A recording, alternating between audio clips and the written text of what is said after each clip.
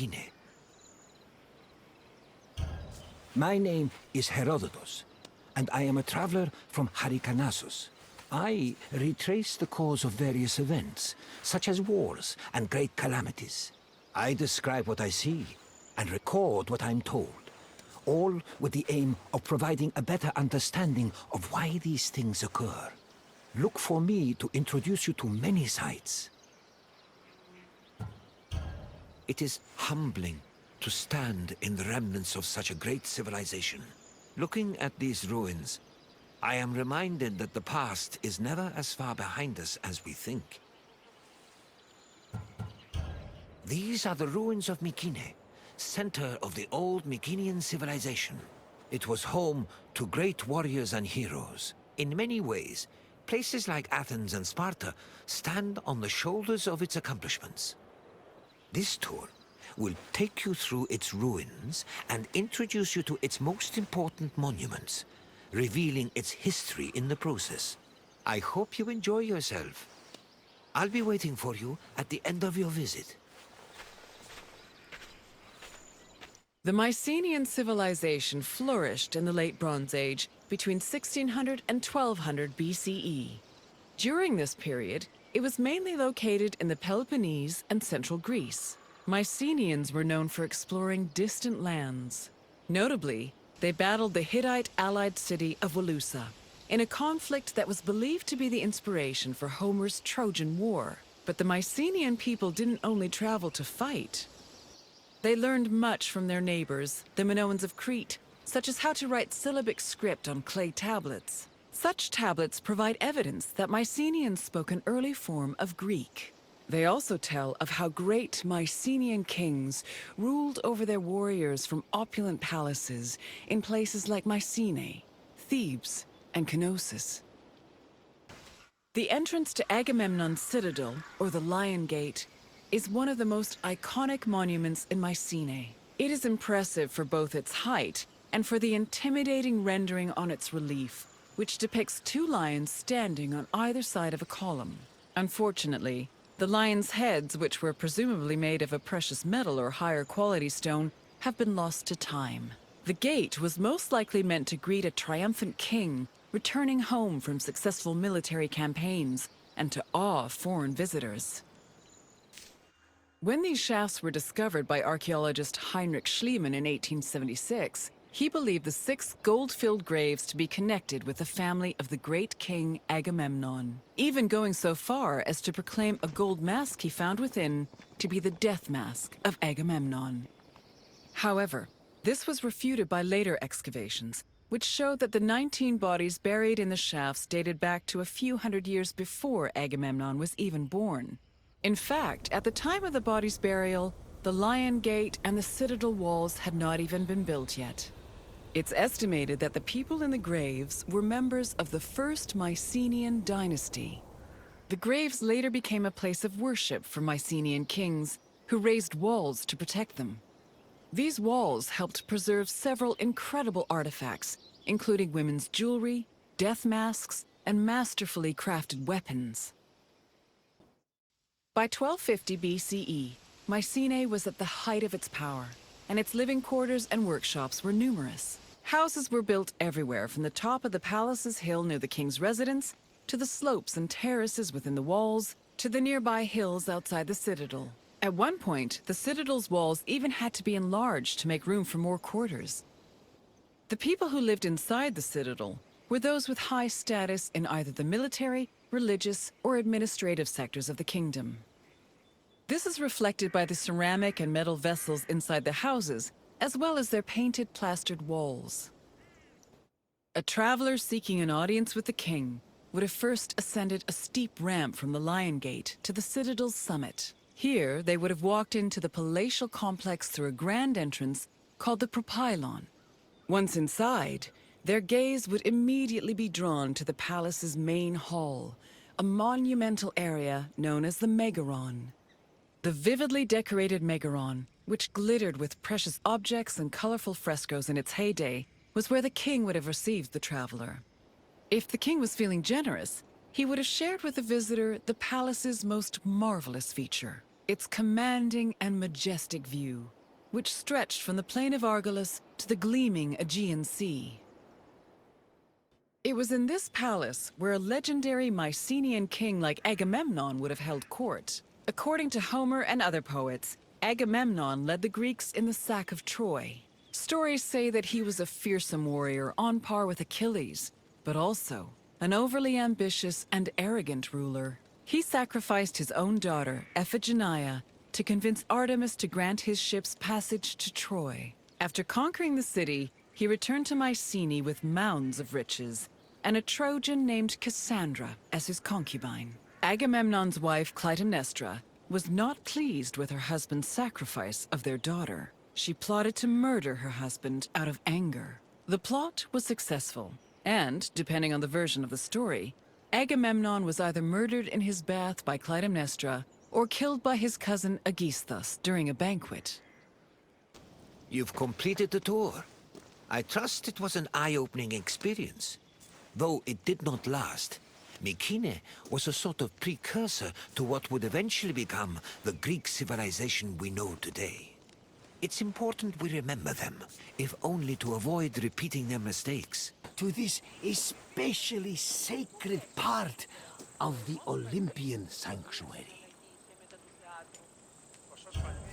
My name is Varnavas, and I am a ship captain.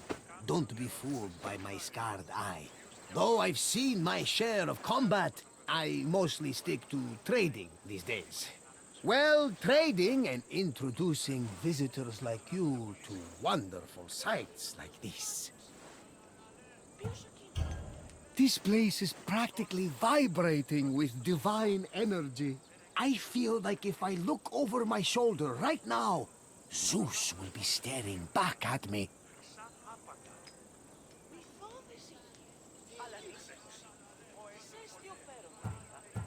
The sanctuary of Olympia was dedicated to Zeus, king of the gods. It had close connections to the divine, as you will see very soon. I'll come find you when you're done, and we can talk about what you've learned. This workshop was built for the renowned sculptor Phidias after his work on the Acropolis of Athens. In 435 BCE, Phidias came to Olympia to begin working on the great chryselephantine statue of Zeus. He died 5 years later, shortly after completing his masterpiece.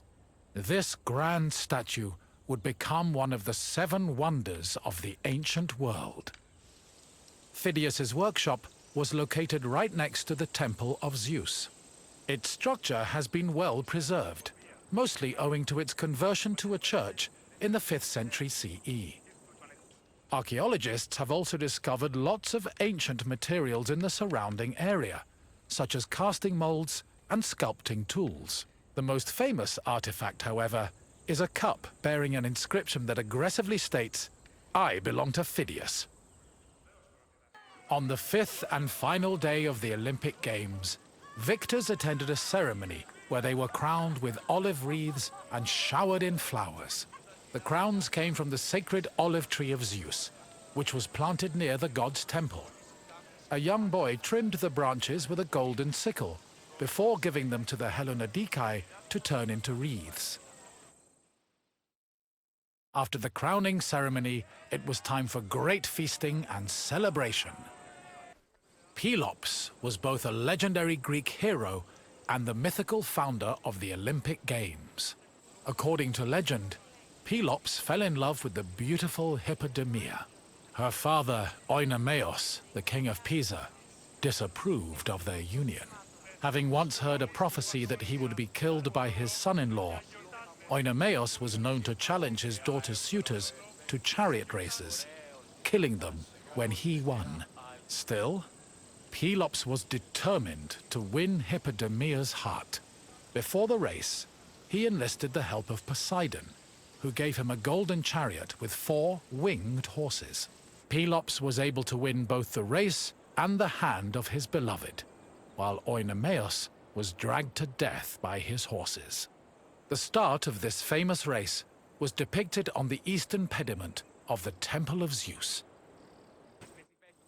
The Heraion was a temple dedicated to Hera. It is one of the oldest temples in the sanctuary, dating back to approximately 590 BCE. The structure included columns painted with images of women who won the Heraia, an athletic competition made up of running events. Every 4 years, 16 women were chosen to make a veil dedicated to Hera. These women also organized the competition, though they did not compete in it. The Heraia was unique for its focus on female athletes, in contrast to the male-exclusive Olympic Games.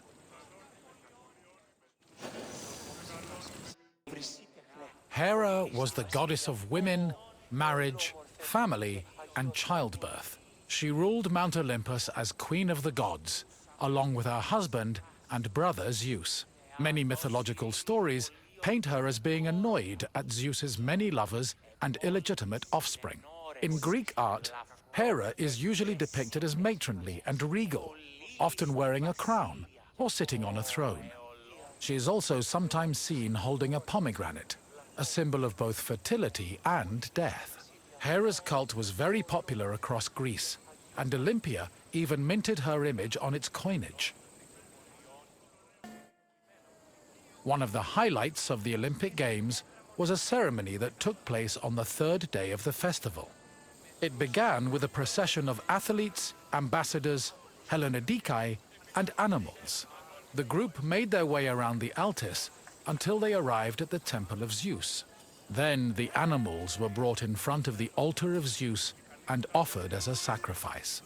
This sacrifice was known as a hecatomb, a word that originally described the sacrifice of 100 oxen. During the hecatomb, the bones and legs of the animals were burned and carried to the top of a mound of ashes from previous sacrifices. Meanwhile, the meat of the animals was saved for a large banquet held later in the evening. The Olympic Games were dedicated to Zeus, and all the ceremonies and events were hosted in his honor. It is no surprise that the largest temple in the sanctuary was the Temple of Zeus. While most temples were restricted to priests, the Temple of Zeus welcomed all who visited Olympia. This openness was most likely meant to show off the gold and ivory statue of Zeus that stood within the temple's walls. The building also featured art depicting both versions of the Olympic festival's founding myth. The eastern pediment showed a scene from the legendary race between Pelops and Oinomaos. The temple's metapiece, meanwhile, showed the 12 labors of Heracles, the other mythical founder of the games. Zeus was the god of sky and thunder, and king of the Olympians. He ruled the world from his home on Mount Olympus. The child of Cronus the Titan, Zeus overthrew his father and cast the Titans out in a great battle known as the Titanomachy. He had children of his own with his wife Hera, including Ares, Hephaestus, Hebe, and Eileithyia. He also had many children without Hera, much to her consternation, but there are too many to list here. Zeus was believed to have control over the lives of mortals, as his many epithets attest to. For example, his title Horkios made him a keeper of oaths, while Xenios was the name conferred to him as a protector of hospitality. In Greek art, Zeus was usually depicted holding a thunderbolt and sitting on a throne, befitting his position as king. The Temple of Zeus was home to the chryselephantine statue of Zeus, one of the 7 wonders of the ancient world. The statue, made of gold, ivory, and wood, was sculpted by the renowned artist Phidias. At 13 meters tall, it was as impressive looking as it was difficult to maintain. Oil was used to protect the wood and ivory from cracking and to prevent general decay. While the statue does not exist today, it was thankfully described by Pausanias in great detail, so its legacy lives on. Hello again! I hope you enjoyed your visit and feel a little bit closer to the gods. Well, as close as a mortal can get.